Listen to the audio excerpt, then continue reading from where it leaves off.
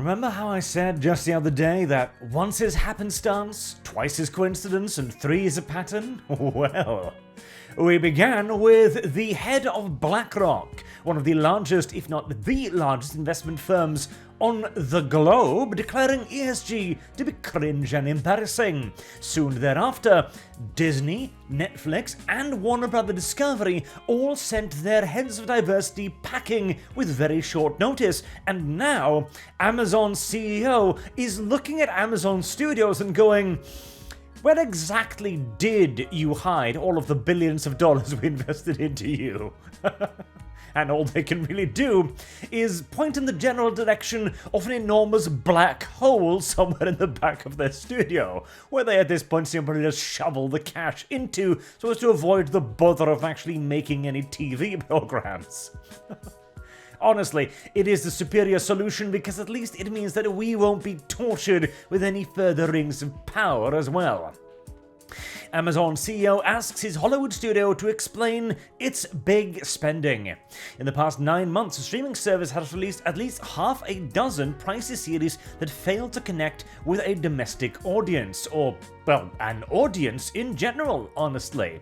One of which was, of course, The Rings of Power, which was near universally panned, even by the progressives. And interestingly enough, you remember how we were all told, like, no, do not believe the evidence of your lying eyes, filthy peasantry. The Rings of Power is totally doing great. It's busting through all records, you see.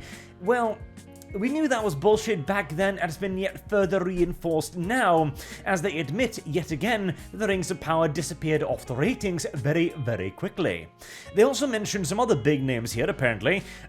Daisy Jones and the Six, The Power, Dead Ringers, and The Peripheral, which all cost more than $100 million to produce, apparently. I haven't heard of any of these. Ironically, I'm not even hamming it up for comedic effect. I had no idea these were TV shows. The only ones I've heard about was, Citadel, a global spy thriller that cost more than $250 million. That's a pinch over half the cost of the Rings of Power series, so you'd expect something pretty hefty, right? Well, this one I actually did see for a moment. But I read the descriptor. A global spy agency, Citadel, has fallen, and its agents' memories were wiped clean. Now the powerful syndicate Manticore is rising in the void. Can the Citadel agents recollect their past and summon the strength to fight back? After fighting down the lethal cringe shivers that almost claimed my life, I elected to not bother watching that series. Because honestly, it sounds like I missed something. It sounds like I should be googling Citadel Season 1, because that sounds like an interesting plot. The super secret evil organization Manticore, awful name, but hey, details, overcoming the good guys, subverting them from the inside and crushing this enormous and apparently super powerful spy organization to the point of having the liberty to brainwash its agent and then send them out in the free, presumably so they can laugh at them on secret cameras. Now that's a story. The return of these agents to rebuild this supposedly awesome spy agency against the winners? Well, that just sounds cringe and gay, frankly. And apparently, everyone else agrees.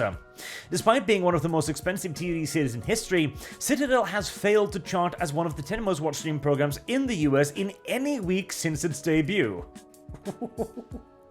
Okay, see, I am ancient, about the same age as the Earth, generally speaking, and I remember Rome, the TV series, which was at the time hailed as the most expensive TV show ever.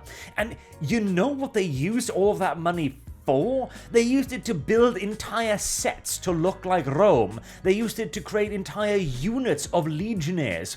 They used it to equip everyone in hysterically correct attire. They used it to create armor, to create the internals of palaces, to hire the best actors for the job, to really sell the fact that this was Rome, to hire on historians, actual historians. They did exist in entertainment back then, pre-Cleopatra.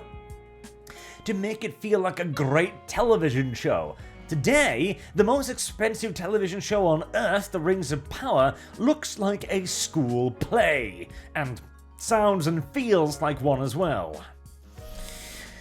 Amazon has trumpeted the show's success, repeating the same strategy as Rings of Power in other words, and has voiced support by commissioning a second season and continuing work on local spin-offs.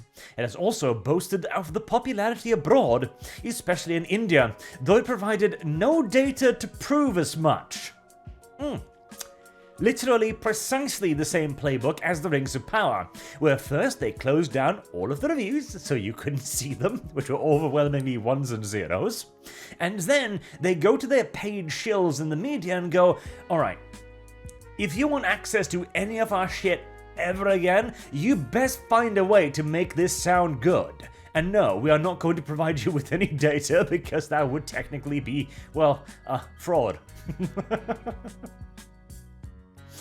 I even know that this is how it goes on within Amazon.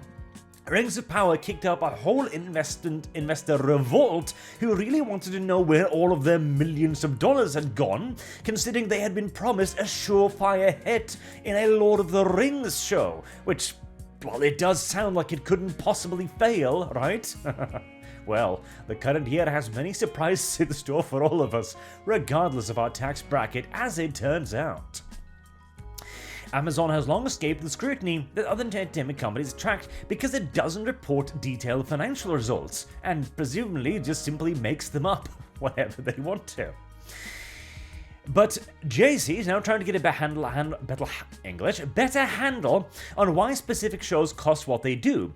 Based on conversation with more than a dozen different people who either work at Amazon or have worked with the company on projects, they all asked not to be identified because show budget and discussions with top executives are confidential. Amazon declined to comment on the record. This true, incidentally, I can confirm as well from my source within Amazon. The Rings of Power studio, for example, is currently being exposed to what we might colloquially refer to as corporate harassment. Unironically, anyone who's worked in a major corporation will know exactly what I mean. It is when the accountant lady rings you up personally, sends you 7 emails, and asks for every single receipt in triplicate.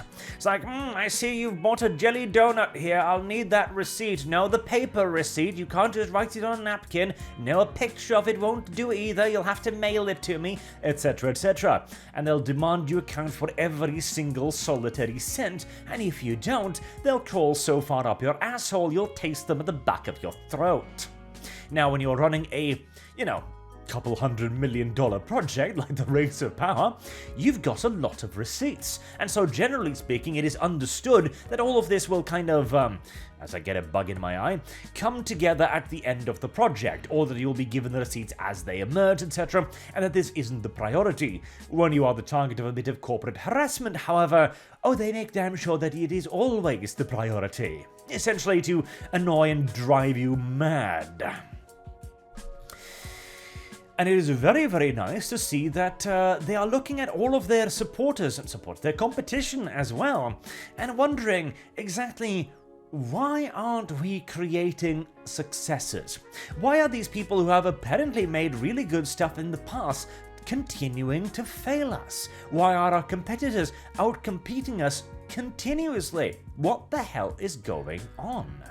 And I'm sure that they must have been wondering as well, because The Rings of Power, I return to that topic again and again because it is the perfect example, it was pitched to them like a show that could not possibly fail, and so long as the creatives were given their leeway to do whatever their filthy little minds desired, then there would have to be a smash success, right? Because you had the passionate people doing what they wanted to do, and if I had an infinite budget, surely they must be able to do something. Well, as it turns out, on occasion, the money man, the corporate scumbag, the person holding the reins of the creative, is absolutely necessary, because he's the only person in the room who knows what things cost, and can make sure that the crazy person who dreams up all kinds of nonsense will actually stay on track and deliver a product that people wishes to see.